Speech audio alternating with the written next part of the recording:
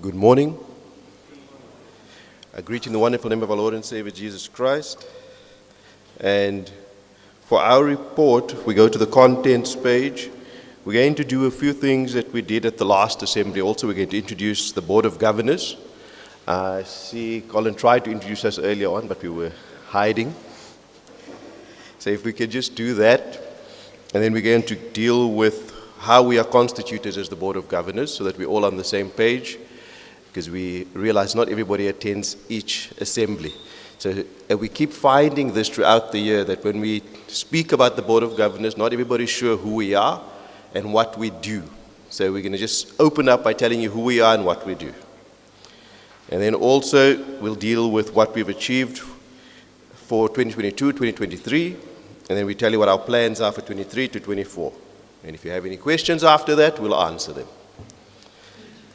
So, the Board of Governors, we have a few of us here. I'm going to ask them to stand so you can see them. There's Yolanda. All right, so please remain standing while I do this. My name's Stephen Paddy. I'm the chairperson of the Board of Governors. We have Gary Templin, who's our secretary. He's the gentleman at the back there, the tall one. Please have a look, so if you have to speak to them, speak to them. We have Cliff Marshall, who deals with our legal side of the business. That's the man over there. We have Yolanda, who deals with the really serious stuff, the compliance and risk. So she's the one that slaps us around when we step out of line. And then we have Rob, who's not here today, who deals with the audit. You may be seated, ladies and gentlemen. And then we have two non-members who participate, and that is your NML and your NMA. That's Colin and Greg. So they sit with us on these forums. Now, how is the Board of Governors constituted?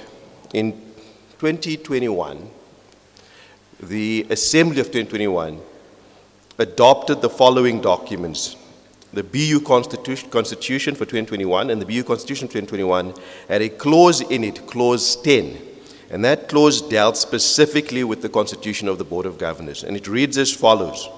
The Board of Governors shall consist of a minimum of 5 members, so we can never be an even number. We can be 5 or more members, but we can never be an even number. It is appointed by the Baptist Union Assembly, and that's the assembly we were appointed at, for a period of 3 years, which period could be renewed upon satisfactory review of service. So this is our last year as the governors. If you like what we do, you'll renew it. If you don't, you kick us out and we put new people in. Each member of the Board of Governors shall be a baptized believer in membership with a member church. So that was the first thing we did to make sure that we were all in good standing with our churches, and that our churches were in good standing with the union. And they are still in good standing. That's good. And then the function of the Board of Governors is to provide oversight and control over the National Leadership Council and the Board of Trustees. These are constitutional amendments that were made in 2021, and that's how we came about as the Board of Governors. So, what is the Board of Governors' mandate? Our mandate is set out in the Constitution, and it reads as follows. They are responsible for all aspects of corporate governance, including internal compliance and control, legal compliance, risk compliance, audit and strategic risk, capital management, and financial reporting approval. They have a duty to file statutory returns. This is a direct quote from the Constitution. So anything that remotely looks like it deals with compliance, it deals with strategy, it deals with interaction with any external body, we have oversight over that. We are responsible for the oversight. We're not responsible for the delivery of it. This is the team that's responsible with their broader team for the delivery of that work, but we are responsible for the oversight of that work. I hope that makes sense. If you don't understand that, feel free to ask that question later on. What we've achieved in 2022 and 2023, we firmly constituted who we are. And that's an important thing, because it took a little bit of time for everybody to make sure that we fully understand what our mandate is and we're all on the same page, and that we document that mandate in the form of our own internal structure. So we know exactly what we're supposed to do, and we started doing that. We identified compliance risks and working on an action plan. So our compliance risks we've identified. We're fortunate to have a compliance expert. We introduced Yolanda earlier on, and she's worked on an action plan for us. In fact, that plan is ready to be presented to the NLC and then to be presented here. Am I correct, Yolanda?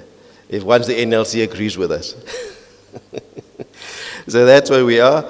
We've identified some legal challenges, and we've formed a legal subcommittee. That was Cliff, you saw earlier on.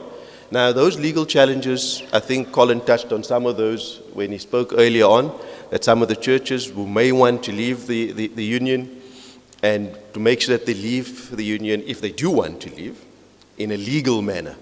We've had some challenges where we've had churches, and I'm sure some of us are aware of those, where they've left without leaving.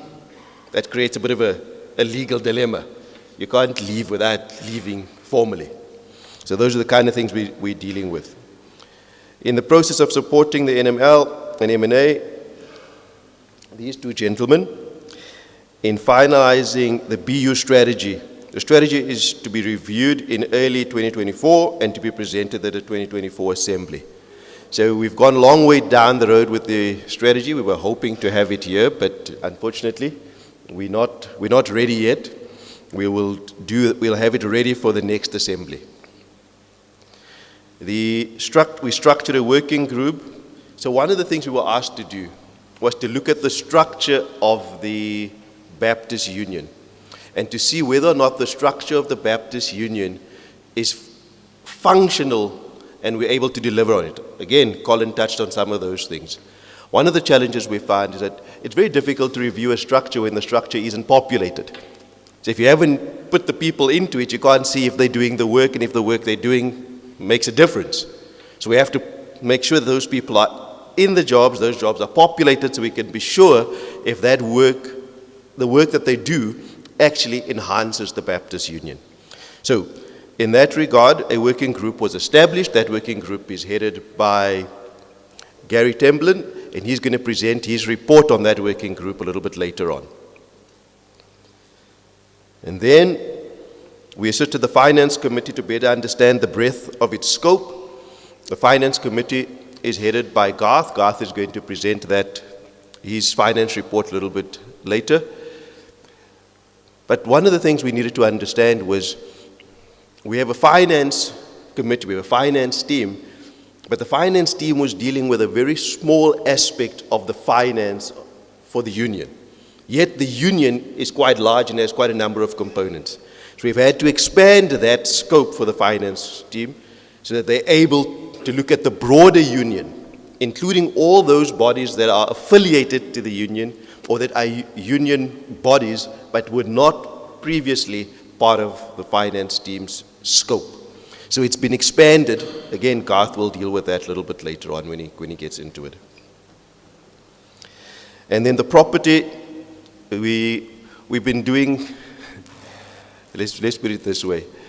The union has a number of assets, but for a very long time, we didn't seem to understand what it is that we have in the Baptist Union. In fact, we still don't fully understand it, but that process has now started to fully understand the properties and the assets that we have in the union, and to make sure that those properties and assets that we have within the union work for the union.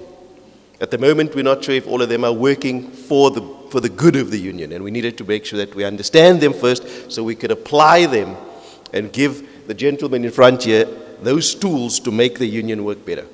So we're busy with that study, and as soon as we hope that study could be completed by 2024, but it's much bigger than we thought it was when we set off on that course. So let's pray we can get it done by 2024.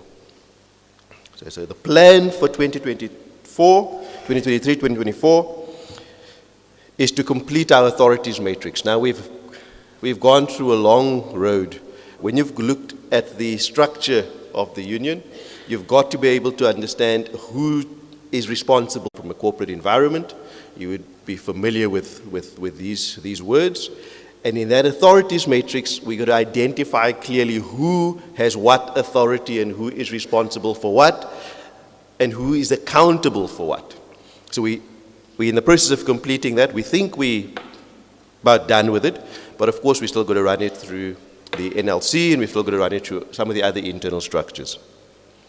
Then we have something called a risk universe. We're hoping to complete the risk universe. That again is something that's Yolanda is quite passionate about. What that basically means is to understand the full risks that we face as a union. And by the way, if you are any organization within any country, any legal organization, there are a number of risks that you face and you've got to understand those risks. Some of those are legal risks, some of those are compliance risks, some of those are operational risks, some of those are employee risks. We've got to understand what those risks are and we've got to put plans in place to deal with those risks. So those are the things we're planning to complete for the new year.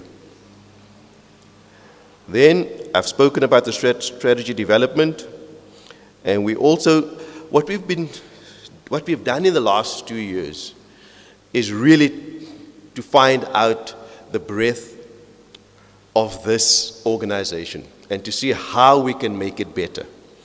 And we started engaging with some of the other structures within the union. But there are a lot more structures within the union that we plan to engage with this year.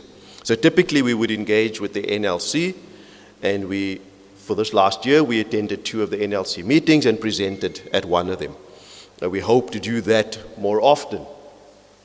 We've also had, through the working group structure, interactions with the various associations or networks as we now know them, but we now need to have those engagements at a more detailed level. Then we have the colleges, we need to engage with the colleges. Then we have the departments, we have to engage with those. We have not yet had an opportunity to engage with everybody because the work is a lot. And the people we spoke about all have full-time professional jobs. So to deal with all that work takes a long time. And even if they didn't have full-time professional jobs, I can tell you the work is a lot.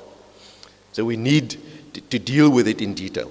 So it's taken us a little bit longer than we hoped to, but we hope to deal with all of that in this coming year, or the balance of what we couldn't deal with in this coming year. Now, the next aspect is a sensitive one. It's quite an important one, is the funding for the Baptist Union. The funding for the Baptist Union cannot work if we continue to fund it like we fund some step organization. These are harsh words because that's what I honestly feel. We fund it as if we're funding a hobby. This is not a hobby, this is a serious matter. This is an organization with assets excuse me, that are supposed to work for every member church. Sorry. You see how serious this matter is? It's even attacking me. You want to drink my water? Is that okay? Yeah, brothers, you can keep it there. Thank you. Aha. Fortunately, it was only a scratchy throat. Don't worry. Just a scratchy throat. Don't have to put your masks on all of a sudden. But this is a serious matter. We have to find a new way to finance the Baptist Union. The way we finance it right now, we make the lives of those who are supposed to run the organization exceptionally difficult. Because we ask them to run, let's just be plain. This is an organization with close on 600 church members, 600 churches as members, between 45 to 60,000 individual members. Now, if you looked in the corporate space or in any other space and tried to fund the management and the running of an organization of that size with 2 gentlemen that are underfunded, everybody would think you're crazy. It's not possible. Yet we somehow think that these two guys must look after, and sorry if I say guys, just apologies, pastors. We somehow think that they must look after close on 600 churches with a little bit of, and they struggle to keep the lights on. It doesn't make sense to me. We really have to ask ourselves, do we want a union? Now let me answer that question for you. Yes, you want a union. Because the reason we have colleges today is because we had a union.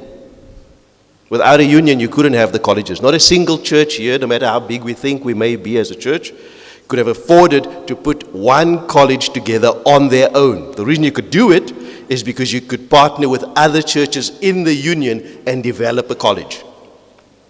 That's why we have colleges.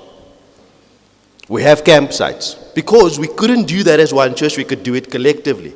But somewhere along the line, it seems like we've lost that sense of those who came before us.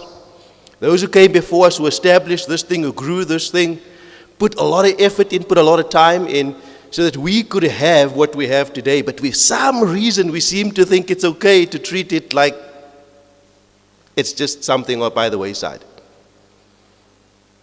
We can't do that. If we want to reach the lost in our country and in the greater Southern African region, which is what we are, isn't it? The Baptist Union of Southern Africa. If we want to do that, then sadly we have to deal with one thing. We have to deal with funding. And let me make it plain. Funding is money. As Baptists, we don't like talking about money, isn't it? We get cold sweats when people talk about money. But just being here today required what? It required money. We can't do these things without money. So we can't fund it the way we are funding it. And we can't behave like spoiled children. When I'm not happy because I'm not getting my way, then I stop funding. That's what we do, isn't it? Because we don't like a motion that was passed, and the majority passed that motion. I go back to the church and I say, we're not paying our dues anymore. That's what we do, isn't it? We can't fund this thing like that. You can't fund anything like that. You've tried funding your family like that. You don't like your daughter when she comes home with something and you decide, well, I won't buy food this week. You see how you're going to eat. But you still have to do your homework. You still have to get to school, but I won't buy food. We can't do that. So as Christians, if we can please, as Baptists, if we can please reconsider how we treat this organization that we all are a part of, that we all created and those before us created, and that has done so many wonderful things. Just a few months ago, we were at the Baptist Men's Conference. And I met two men there who said it was the first time they were at the men's conference. And the one gentleman says to us, the reason he's a Baptist today, and he's probably about my age, is because the Baptists in his community were helping and building churches and were doing things in their community that his church, where his family belonged to, were not doing. So every time he opened up his eyes, he saw Baptists doing things. And he really wanted to be part of that movement. Sadly, that's not what we're doing right now. How many of our communities, think of your own community where your church is. How many of your communities, you can have young people who can stand up and say that Baptist church is doing something in the community that I can be proud of and I can want to be a part of. Let us do more. Let us do better so that we can really reach the lost. And let us put our pride in our pockets and move forward. That, in conclusion, is that. There's still a lot of work to be done. The governors really, really are honored to be able to do the work that we do. but the work is a lot. And the functions are critical. These are not simple functions, these are things that we really have to pay attention to. Now, are there questions? Before there's questions, I just want to say, Stephen, thank you very much for your report this morning. You have hit the nail on the head, and I think we've all had these discussions through the year. We know where we stand. And thank you for bringing, with your heart, a report from the governors this morning. It's really been good. Give Stephen a round of applause.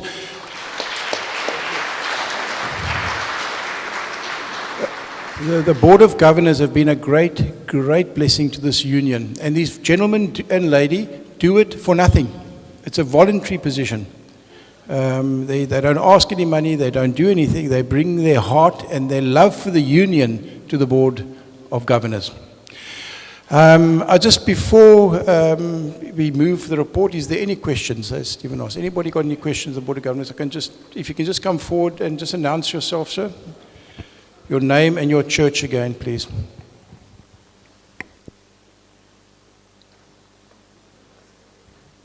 Good morning, everyone.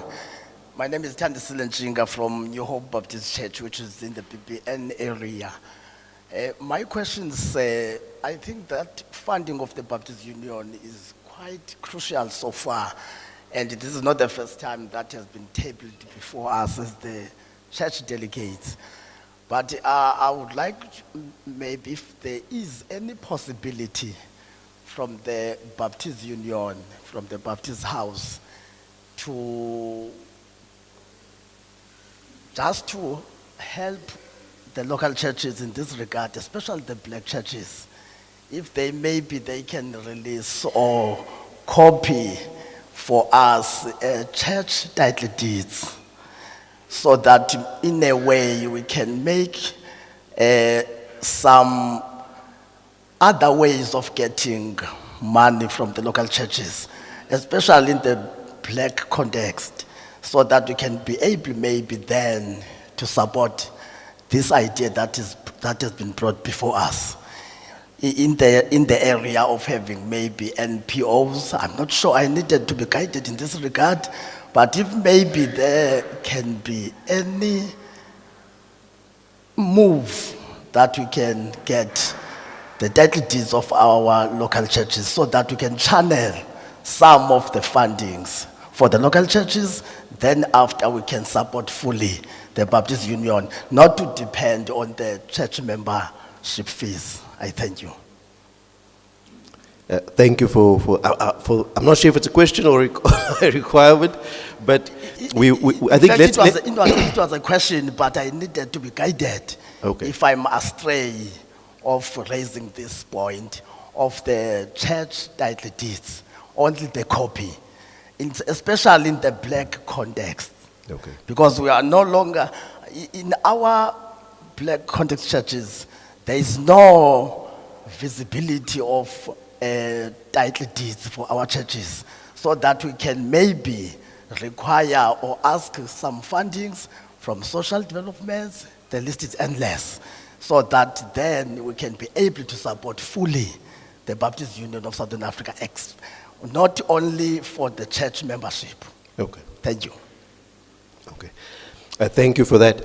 I think every church should have access to their title deeds. We have the property trustees, which I am now a part of, and we look into that matter and understand why there are churches who don't have sight of what their title deeds are. But if you don't have sight of it, please make yourselves known, and we'll try and make sure that you have sight of what the title deeds are. The title deeds, we do keep those that the churches voluntarily give to us.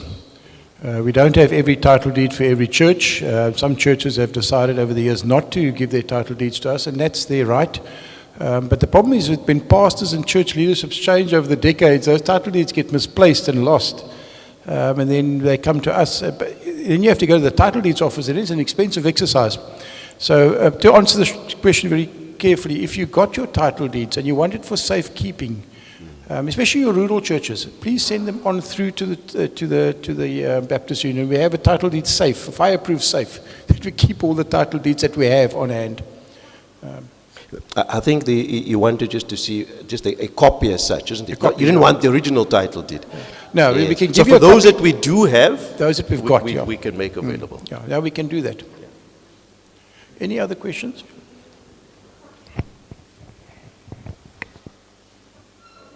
Good morning. Joe Fortuyn from the Gloria Baptist in the capital city of Pretoria. I just want to find out, or just a comment, in terms of, I'm not sure who was talking about when assemblies wants to, or churches wants to walk away, and in terms, you were mentioning about the asset register, the update of the asset. I think it's important that we need to work on it as quick as possible, because when a church wants to walk away, and it means that that asset, if we don't have an updated list of all the assets of BUA, it can slip through the nets, and then that property might be lost for BUA. It can be sold off, and it might cause maybe bigger legal issues to get the property back. So I think that we just need to work on those update of our asset register as quick as possible to prevent things like that. It can happen in the future. Thank you. Yeah. Thank you for the comment. That's a comment, it's not a question. Nothing else? Are there any other sorry. questions? Oh, Gavin, okay. Gavin Samuels from Austin Baptist. A proposal that I make to you, sir. What is wrong if we take up an offering every time we meet at the assembly? I don't think there's an issue, but that's not really. It's just a proposal that I make. I think we do take up offerings from time to time at the assemblies, and normally around the missions side for missions work. Yeah, so we need to consider that, yeah. But I'm saying at every meeting that we come every day, just take up an offering. I don't see Okay. a problem with that. Okay, we take your comments, sir. Thank you. Thank you. No more questions? Great stuff. At the All right. next assembly, we will bring a new funding model. So please be prepared to be ready to consider a new funding model. All right, can I just move? That is an official report from the Board of Governors, so I just need your acceptance of it. If you can just say yay. Is everybody accept? It must be green cards only, please. All right, thank you. Anybody against? Any abstentions? Thank you, sir. I'd like to assist to introduce Mr. Gary Tamlin. I just want to bring him up. Gary, thank you. Welcome. Gary and I have had a number of cups of coffees and bagels, Gary, over the years, and meeting around the BU business. And Gary is going to give feedback now on the working group that was tasked in 2021 at the East Side Assembly to review the new structure that was voted in by the Baptist Union and whether it was effective and working. And I'll hand over to you, Gary. Thank you. Good morning, ladies and gentlemen, and National Ministry Leader in NA. And thank you for the opportunity to give you some feedback. Perhaps to give context to this in light of the fact that it's taken a couple of years, I'd just like to remind you this journey started in about 2014. And there was a committee established that reported back here in 2016. And it is those recommendations that were given to at the time, to the Baptist Union Executive. They made a couple of tweaks, which was their prerogative, and was presented to you. Subsequently, the implementation of that became a bit of a sticking point. And so I've prepared some slides, but appreciating that it's quite small, you might want to look in your book on page 15. And I'm going to just work you through those notes there. It might be easier for you to follow there. But effectively, what happened in 2021 is the mandate given to the Board of Governors was in order to give meaningful effect to the new structure of the Baptist Union adopted in 2018 Assembly and to render the structure functional, we propose that the amendments tabled at the to the BU Constitution and its bylaws be accepted by the 2021 Assembly for a period of 3 years. As soon after the 2021 Assembly, as is reasonably possible, the Board of Governors shall appoint a representation subcommittee of no more than 10 persons who are authorized to meaningfully reassess, and please don't miss this, it was a big thing for us, the suitability and the effectiveness of the new structure to support the objectives of the Baptist Union. The subcommittee shall present its findings and recommendations to all the churches at least 3 months prior to the 2023 Assembly, either for ratification of the new structure at the 2023 Assembly or for any proposed alternative structure and associate constitutional and bylaw changes to be tabled at the 23 Assembly for final acceptance at the 24 Assembly. So that was the mandate given to us, and can I just remind you that it's based on the objectives of the Baptist Union, and so as a governing board, we've spent quite a bit of time working with these two gentlemen on my right here, just reassessing what the objectives of the Baptist Union are, why it exists. You were challenged a little bit earlier, and if I was, it's really well said in the Constitution, by the way, if you read it, but if I was to summarize it in just a quick byline, I'd say to you that the Union was established to help local churches to be more effective, to be more efficient, and to do together what we can't do alone.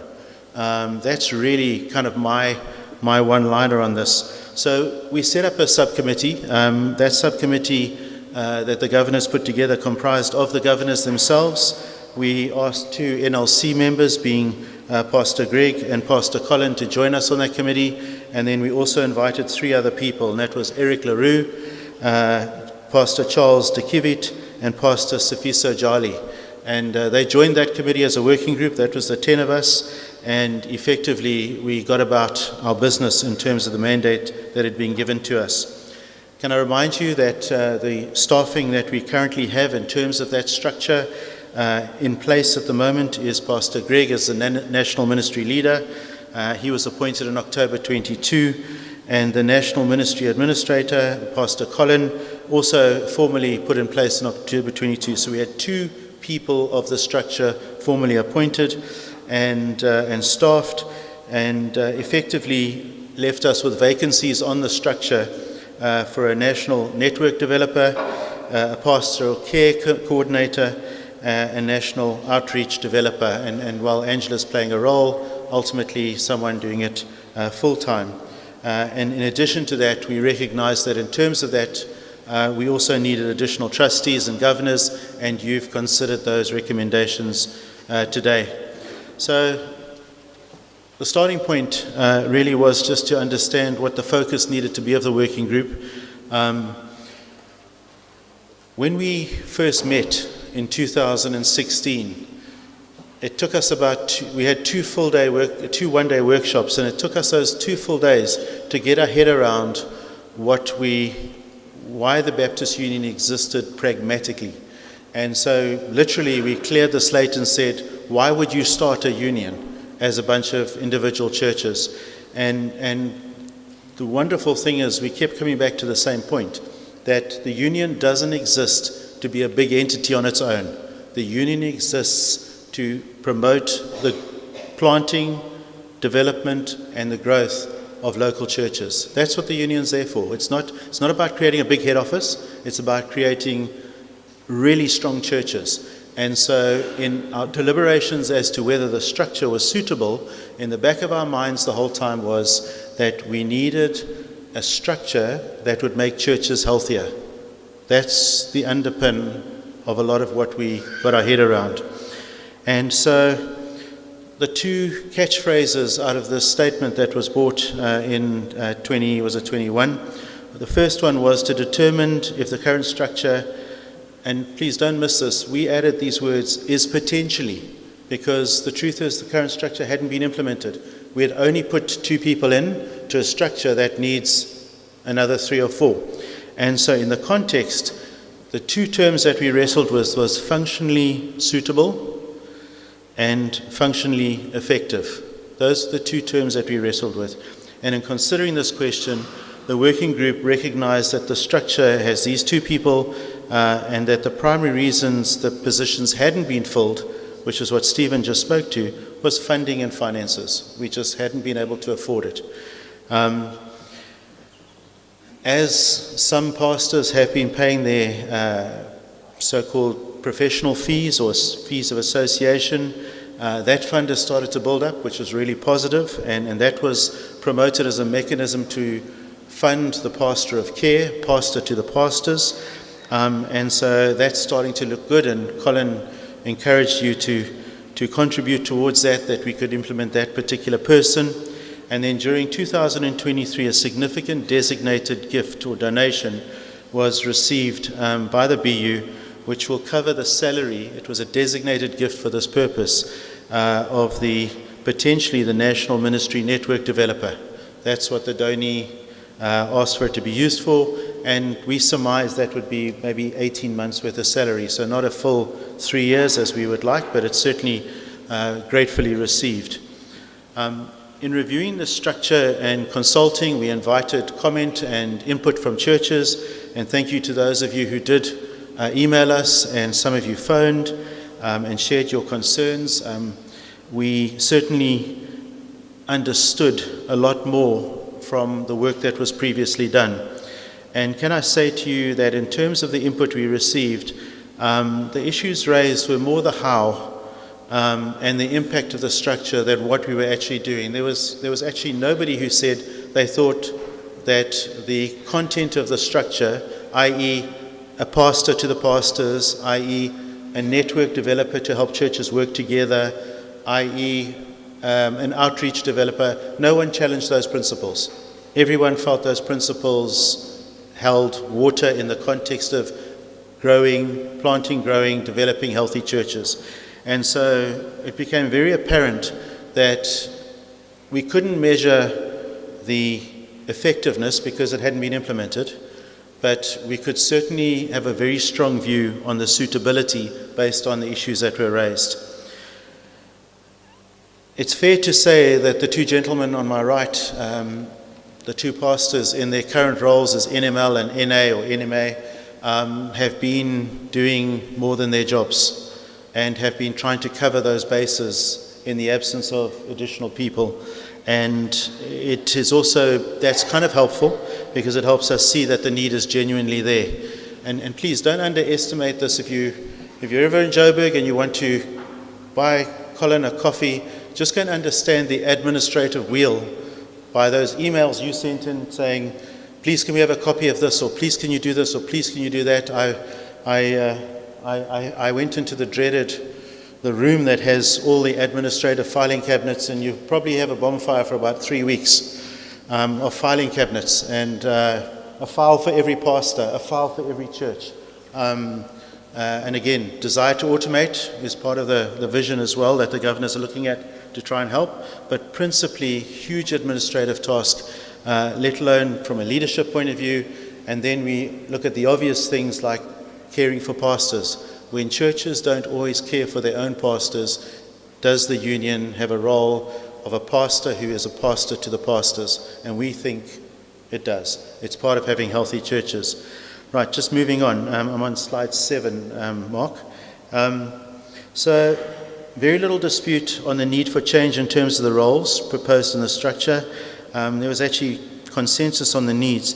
The real issue came down where we spoke about the suitability, and the working group, having listened, having reconsidered what was put on the table in terms of the structure's functional application and its suitability, where we got to as a working group, and it was unanimous, and this is after hours and hours of discussions, was we honestly believe the structure aligned to what we're trying to do through the union into the local churches is suitable.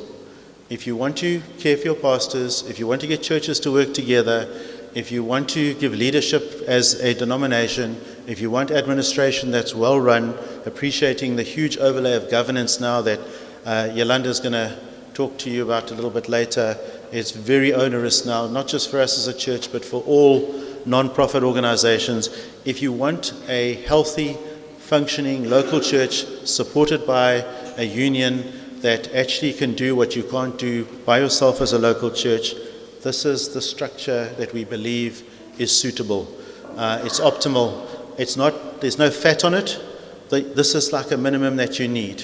Where you can compromise a little bit is you can try and populate it with people who are at different stages in their life, which might put different financial requirements on us. That is one of the options. So just as an example, your pastor of care could be a retired pastor who perhaps wouldn't need to earn as much as a younger pastor and would do it as a semi-retirement role. So I come to you today on behalf of the working group to say to you we believe that the current structure is suitable for it to be effective. We'll only really know how effective when it plays out, but we've got to start somewhere. We think it can be efficient. We don't think there's any fat on it. We think that that's the minimum of what you need. The truth be told, if you understand the union, and I've certainly learned much from our previous committee. Where's Pastor George? Pastor George, you were very helpful to me in understanding the context in a true different needs from different churches, right? And certainly the union needs to be everything to all churches, but that's pretty hard to put on one person. So pastoral care might be very different in different applications, as would networking. But this structure, as a minimum to put in, can be efficient if it's fully staffed, is our observation. The real reality is once it's in, it'll need tweaking. There might be some odd things that you might say, well, perhaps to better serve these churches we need this or we need that. But for now, you've got to start somewhere. We think this is a minimum kind of stepping off point for us to actually start impacting the churches more positively. Saying that, can I say to you, there are issues. There are unresolved matters. And just to give you some sort of idea, some of the things that we need to work on, the regional networks or associations, there's issues around asset ownership, there's issues around the funding model, roles and responsibilities. What does the centre do? What does the Western Cape Baptist Union do? What does the Border Baptist Union do? So those roles, that clarity of that needs to be sorted out. And then Stephen spoke into the funding model, which I won't repeat. And then the expectations. We've realized there are very different expectations from different churches. And the pastor who stood up here just now asking regarding funding would be an example of that. Different churches, different needs, different economic environments that the churches are planted in. So I'll just give you a basic example. It's the one that really stood out to me. There are some of your churches that your leadership sits down once a year, elders, maybe deacons as well, and you decide what your focus areas are going to be for the church. You do a strategy session, and you decide this is our focus areas, this is how we're going to care for the church. There are others of you that look to the Baptist Union to give you that guidance and that leadership. That's just one's not right or wrong, that's just different ways it's being done.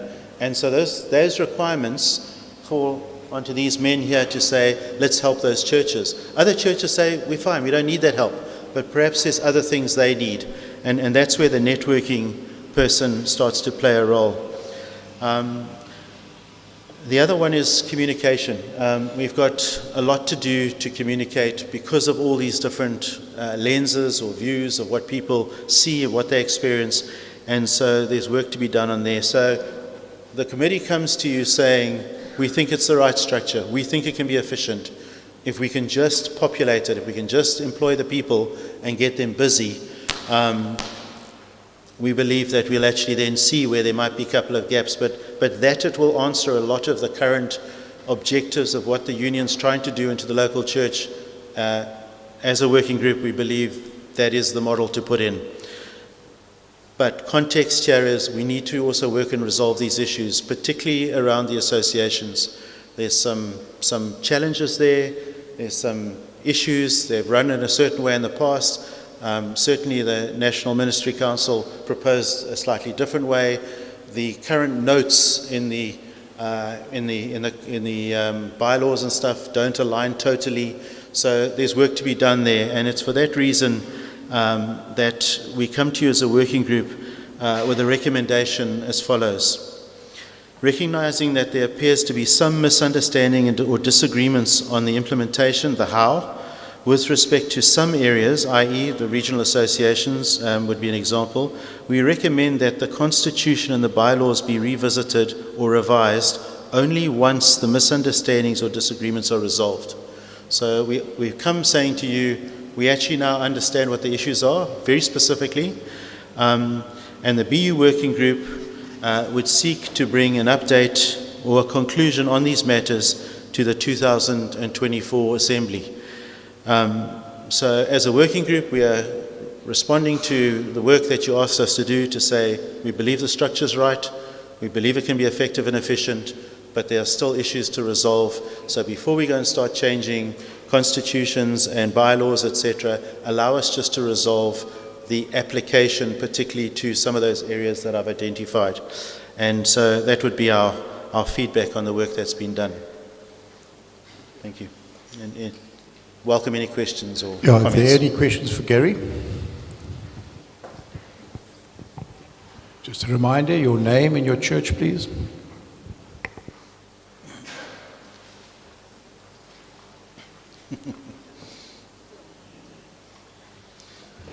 Hi, good morning everyone.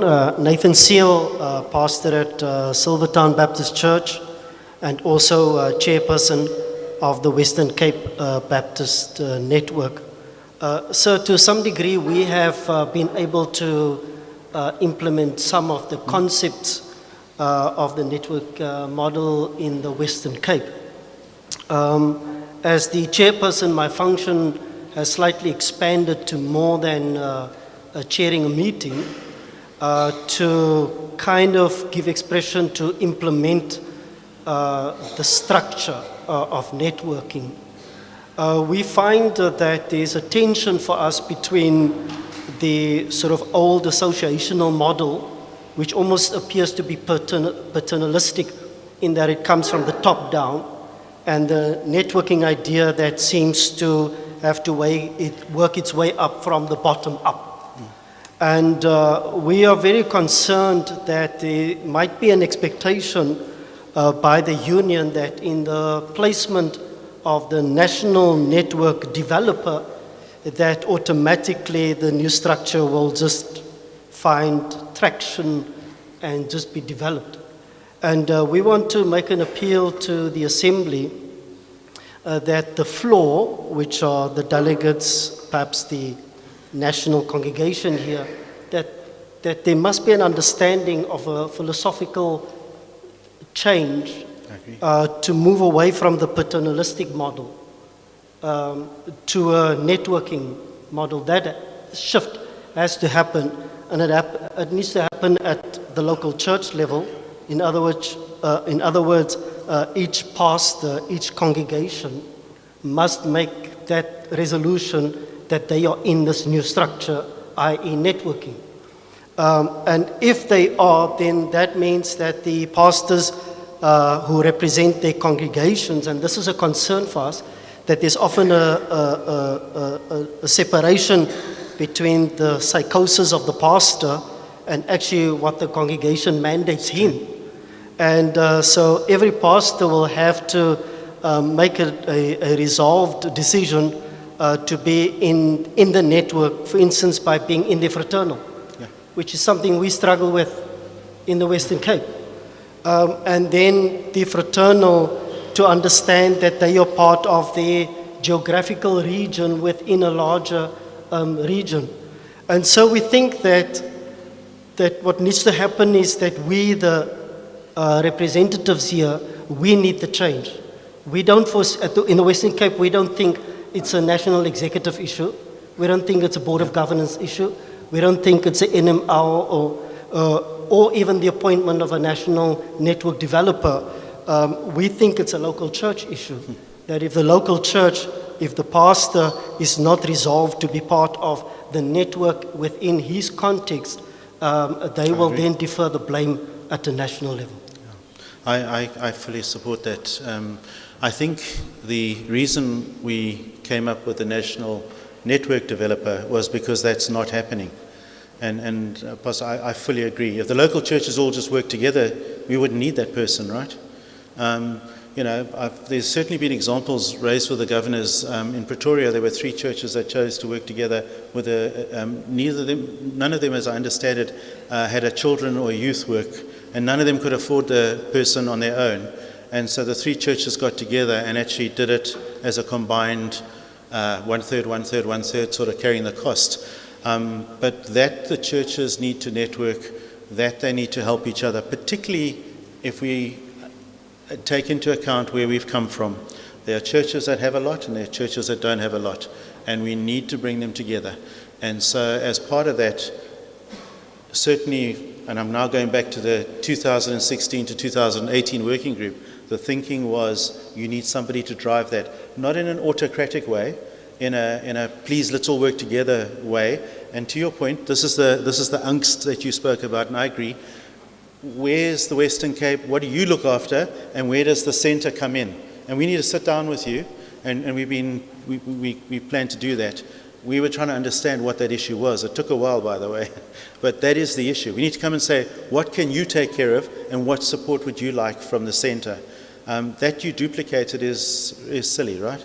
And if you think about it, ultimately, it would be wonderful if you actually had every single area with an equivalent of the Western Cape Baptist Union network, and the centre then would you could actually shrink it and make it smaller. That's the key here. It's not about having a big head office model. You want it decentralized. I can't emphasize this enough. Biblically, it's about the local church. And everything else is to support healthy local churches. And we need that mindset all the time. But we need to drive it a little bit because it's not happening naturally. Thank you for the question and the comments.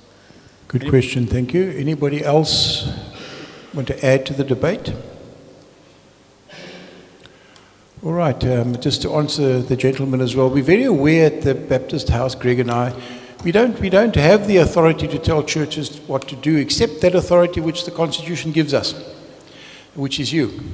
And so we realize our leadership style has to be facilitative. We facilitate and we encourage in a certain direction. We cannot demand anything of you or bind anything to you. We're very aware of that in our leadership style. To answer the question, we're not looking to implement authoritative, paternalistic structures at all, and that is the furthest thing from our minds.